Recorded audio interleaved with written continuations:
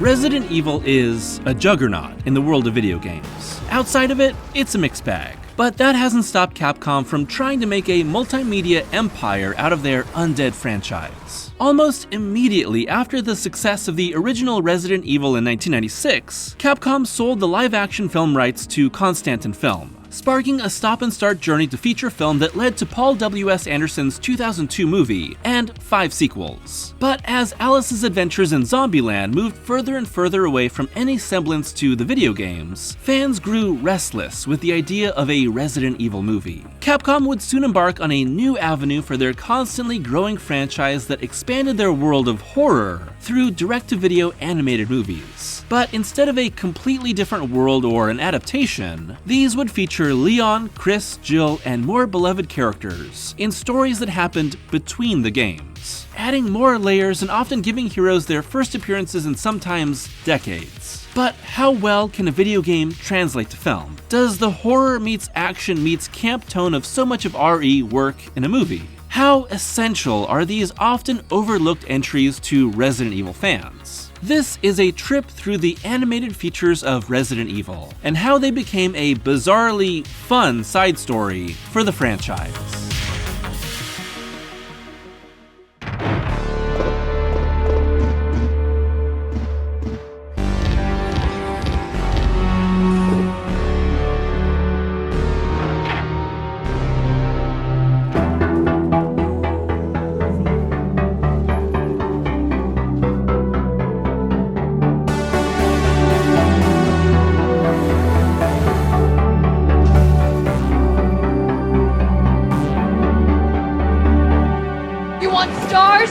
I'll give you stars!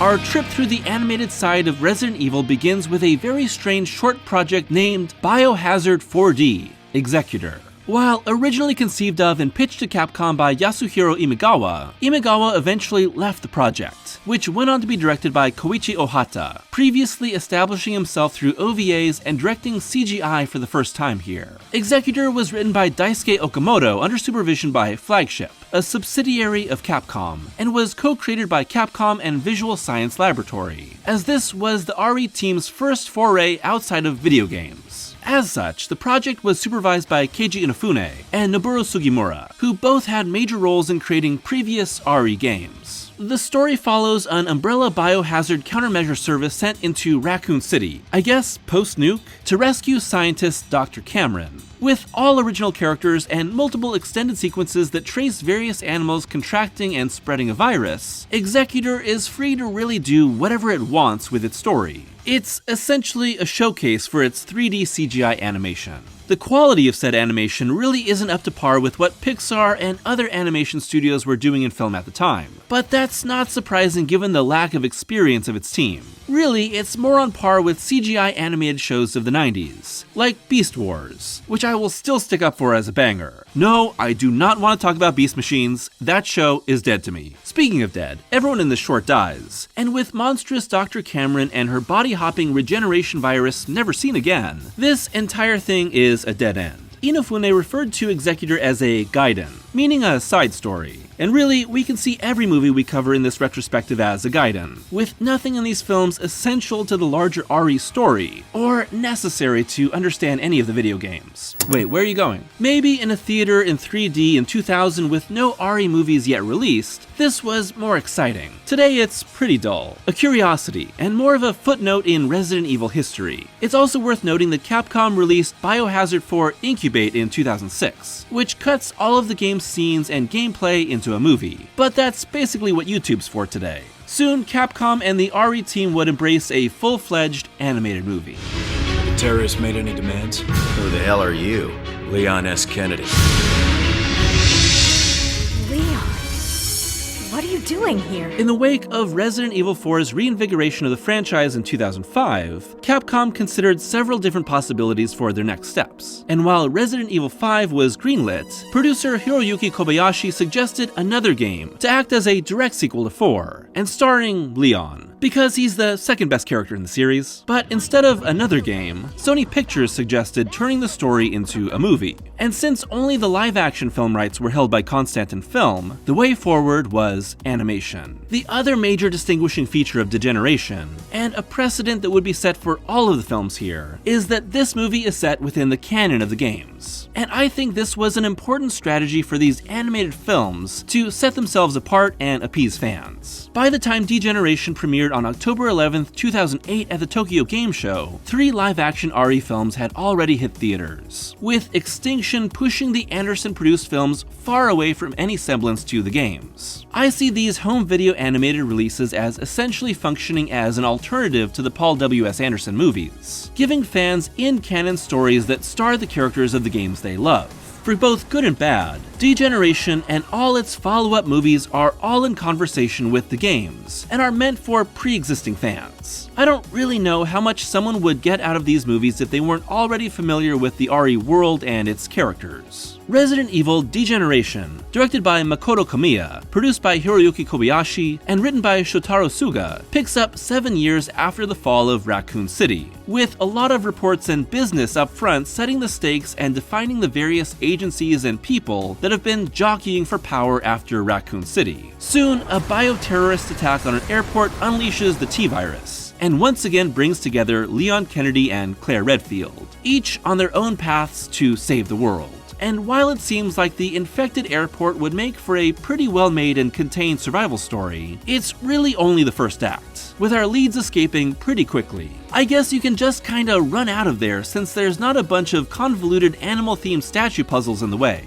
Funny how life works. From there, Claire and Leon both investigate Will Pharma, a pharmaceutical giant working on T and G virus vaccines, and siblings Angela and Curtis Miller. She a Special Forces member, and he a bioterrorist radicalized after losing his family in Raccoon City. As far as its animation goes, Degeneration is easily the weakest of the feature films, as it's clear that lack of budget and a still learning team from animation firm Digital Frontier are only capable of delivering a certain level of quality. The sets, lighting, shot composition, and movement are all solid, but everyone here is swimming around in the uncanny valley, basically looking like a cast-wide overdose of Botox. Unfortunately, Leon seems to live at the bottom of that valley. Like, what is going on with this plaster of Paris-ass swept-bang life model decoy? Something freaky wackadoo. Degeneration expands the world of RE by focusing on the fallout of Raccoon City, but also plays it pretty safe with its core elements. By having Leon and Claire as our protagonists, the film is pretty much a direct follow-up to RE2, and by using T-Virus zombies and a G-Virus final monster, it's also using the most iconic RE creatures. Degeneration is played pretty straight, with both its characters and the film taking its story seriously.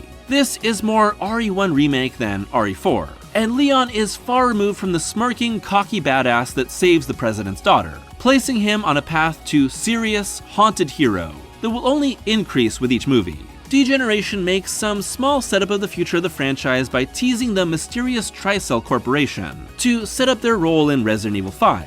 As for the fate of the movie itself, Degeneration would have a very small theatrical window before its intended home video release, selling 1.6 million copies. The success would turn home video RE anime into a tradition.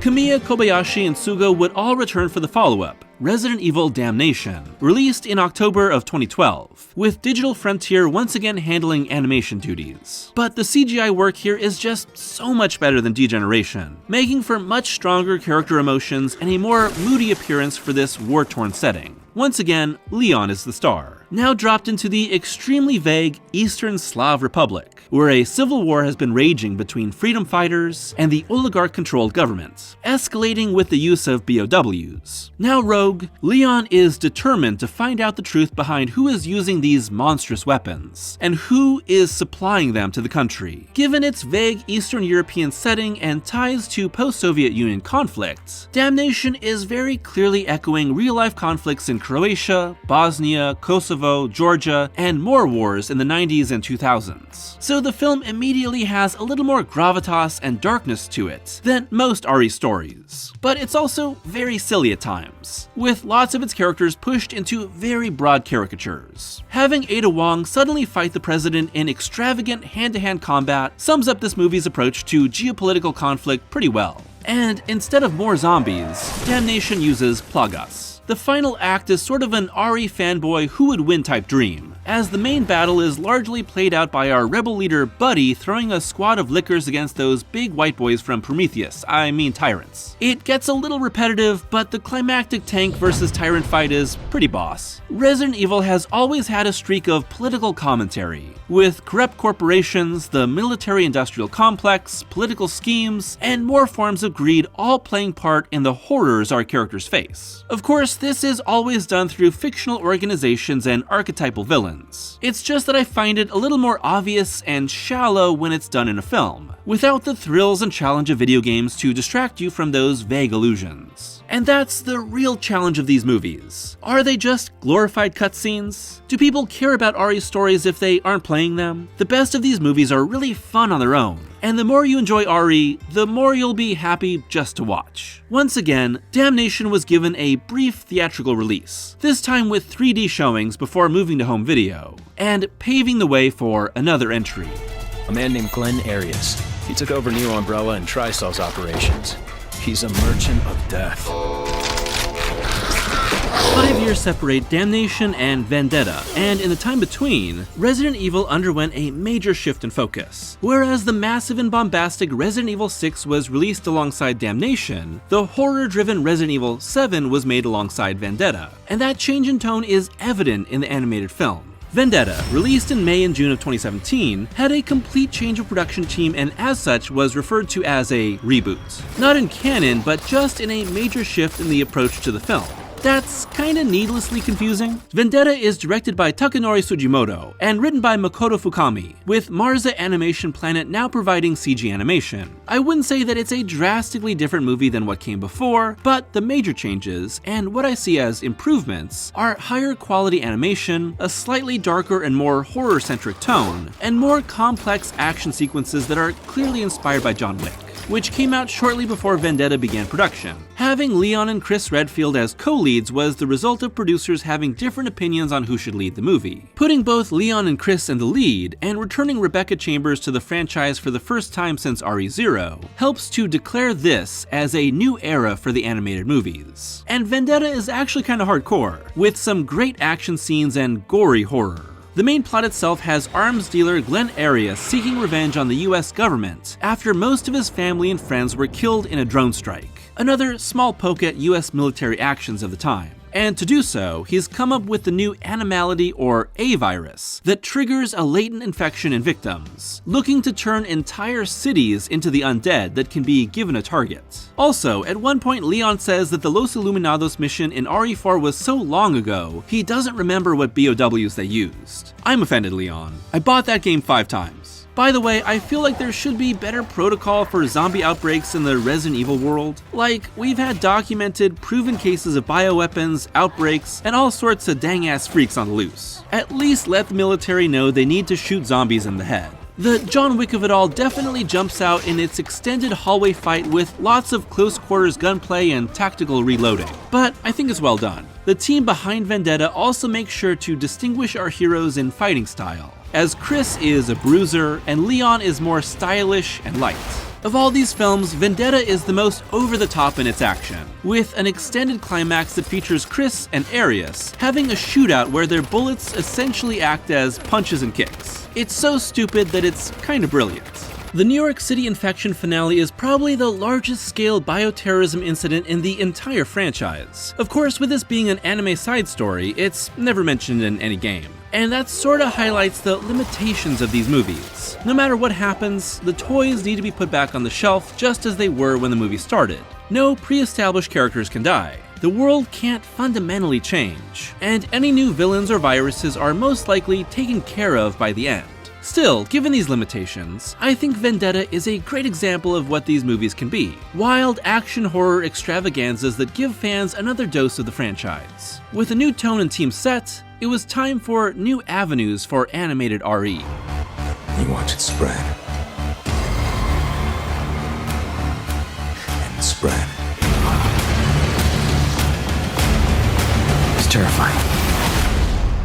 With its 25th anniversary in 2021, Capcom moved forward on multiple fronts to celebrate a quarter century of survival horror. There was Resident Evil Village, the live-action Welcome to Raccoon City, and our subject, Resident Evil Infinite Darkness, directed by Eiichiro Hasumi and written by Hasumi and Shogo Muto. Most of Infinite Darkness actually takes place in 2006, setting it shortly after RE4 and Degeneration, and before any of the other animated movies. Why? Well, I guess they wanted a younger Leon and Claire early in their careers, but I don't know if that's necessary. None of these characters age. Once again, Infinite Darkness is filled with allusions to real-world political and military controversy, as the story's central mystery begins in the year 2000, with a sort of Black Hawk Down situation in the fictional, broadly applied country of Panamstan. However, when Netflix sent out review copies before its premiere, the company specifically asked viewers to not link the show with any real-world political topics. Again, a tendency to make political allusions to make the story feel relevant, but a refusal to really make it mean something. Infinite Darkness has a real prestige TV feel. Very self-serious, very much about governmental meetings and men in suits saying things like, "Does anyone copy?" So what I'm trying to say is that it's boring.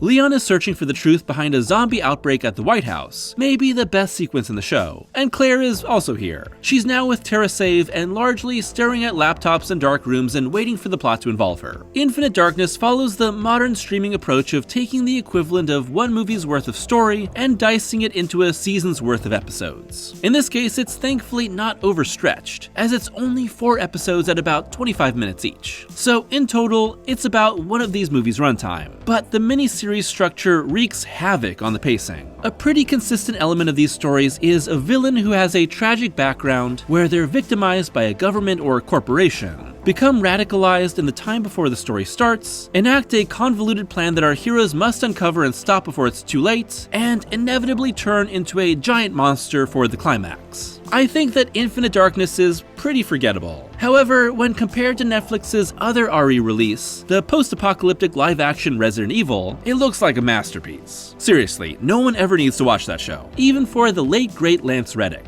trying his best to make something happen. But it seems like the combination of RE and Netflix would be a very short-lived experiment, as the franchise soon returned to its straight-to-video roots. It's all yours. We're at the final stage now. That there is no justice. Well, it's over now. 2023's Death Island, directed by Eiichiro Hasumi and written by Makoto Fukami, is the result of several different strands of the franchise coming together, becoming the product of both an immediate sequel to Vendetta being delayed and the fan reception to the Resident Evil 3 remake, as the cast gets its biggest addition yet, the best character in the entire franchise, Jill Valentine. Jill had previously been excluded from the movies due to her being featured in the Anderson live-action movies, but with 3 Remake reinvigorating interest in the character, the creators decided to finally include her with a version of her latest appearance. Death Island largely takes place on San Francisco's Alcatraz Island, with Chris, Rebecca, and a newly returning Jill all part of the BSAA's investigation into mysterious T-virus infections. Eventually, the group is drawn to the island along with Leon. Cue zombie madness, liquors, and a fight against our villain of the week, who, surprise surprise, turns into a big goopy monster. What I really like about Death Island is that it has a tonal balance I enjoy the most in my favorite RE games, with the characters being a little lighter. Leon is finally not emotionally tormented, the danger being higher, and the action being just wild enough. It's the type of setting that works well with the RE precedent of contained outbreaks, like the Spencer Mansion or all those cruise ships the spin-off games seem to love, but is more focused on character moments, helping it to beat the extended cutscene allegations. The other major reason behind Death Island seems to be the restoration of Jill Valentine, who has basically been off the board since Revelations in 2012. She has the biggest character arc here, overcoming her PTSD from Wesker's brainwashing and generally being the badass that we all know she is. I'm interested to know where this will lead the character. Another animated movie? Resident Evil 9? A new spin-off set sometime after RE3? Please give me more Jill games, Capcom. I'm starving here. I'm so sick of Chris. While these movies are described as sequels to each other, they have this contradictory nature of being standalone stories, but inextricable from the larger moment happening in the franchise. None of these movies really carry over elements from previous entries beyond main characters. Yet the RE franchise operates in waves of releases. Instead of annual releases like Call of Duty, Capcom creates multimedia packages, with new games, remakes, animated movies, and live-action movies all coming out in the same period for a sort of inescapable RE synergy. As such, the tone of each and the voice cast shift with each movie to coordinate with the major video game release of the time. Still, the franchise as a whole has undergone so many changes over the decades that most fans will probably just roll with it. Despite their continued creation, I think the animated films are often seen as the most minor element of these waves, as they're straight to video, don't make much money, and are essentially for the most devoted fans. But I think they're a really fun addition to the larger franchise, and often give fans moments with their favorite characters that go neglected by a lot of the newer games. Jill, come back, Jill! And like I do with all my retrospectives, here's every animated Resident Evil movie ranked. Executor doesn't count. Wait, where are you going? At 5, Infinite Darkness. It's the only movie brave enough to ask, what if Resident Evil was boring? Really, the split of what could easily be one film into a 4-part miniseries hurts the story by creating some really bad pacing, which only highlights the slowness of the movie's boardroom politicking. Resident Evil has always had plots shaped by a real-world global conflict, but Infinite Darkness doesn't really know what to do with its plot of experimentation and exploitation of soldiers in a vaguely Iraq conflict. Add in that Claire is really sidelined for most of this entry, and that our main villain is both justified and also demonized for his plot to expose the government, and the core mystery is simply not worth investigating. At 4, Degeneration. Degeneration is a solid start for RE in animation, taking proven characters, concepts, and formula, and translating it to film for a movie that's very welcoming to longtime fans, looking for a Resident Evil movie much more like what they were expecting from the games. The biggest thing holding this film back is its animation, which is already stiff and lacking in facial expressions, but looks even more limited when compared to the movies that come after, and feature way better character models. Most of the following movies would take what worked here and improve on Degeneration's pretty boring dialogue and conspiracy scenes for more bombastic adventures. At 3, Damnation. A pretty solid espionage thriller that sorta turns Leon Kennedy into Solid Snake. Damnation is fully entrenched in the political commentary side of RE, but its purposefully generic setting takes any of the movie's teeth out. This is maybe the most melodramatic of the animated movies, full of tragic backstories, impassioned speeches about war and rebellion, and over-the-top sacrifices of side characters that are only sketched out as people. Then again, the climax is an overlong battle between tyrants and mind-controlled lickers, so I guess all is forgiven. At 2, Vendetta. As the first real cast expansion in these films, Vendetta transitions these movies from being mostly about Leon to being ensemble pieces, as Chris and Rebecca both join up in the fight against an arms dealer looking to weaponize zombie outbreaks. The action here also really levels up, as this was clearly made post-John Wick, and features several close-quarters shootouts that take the tactical brutality of Keanu's movies and make them ridiculous in ways only Resident Evil could do. And at number 1, Death Island. Essentially the Avengers of Resident Evil movies, Death Island brings together all of the pre-existing characters that have had roles in previous entries, and adds the one thing these movies and way too many video games are missing: Jill Valentine. I appreciate the small focus and essentially single location of the film, moving away from the globetrotting feel that some of these movies get too bogged down in, and instead being a much more tense and tightly paced fight. In the end, these animated movies have plots that are often interchangeable, and repeat a lot of the same beats. So what's most important is that the action scenes, horror sequences, and character moments work well, and I really enjoy them all here. At the time of making this video, there's no further news on what comes next for Resident Evil's animated movies, or really for the franchise as a whole. But given their continued success and established place in building out the universe further, I'm sure more will be announced soon, as the franchise continues to be probably the most popular that it's ever been. And while they will always be the strange little side stories to the franchise's blockbuster games, Resident Evil's animated movies are fun, weird, uneven, and a perfect place for fans to continue getting their fix of the world and characters they have loved for decades.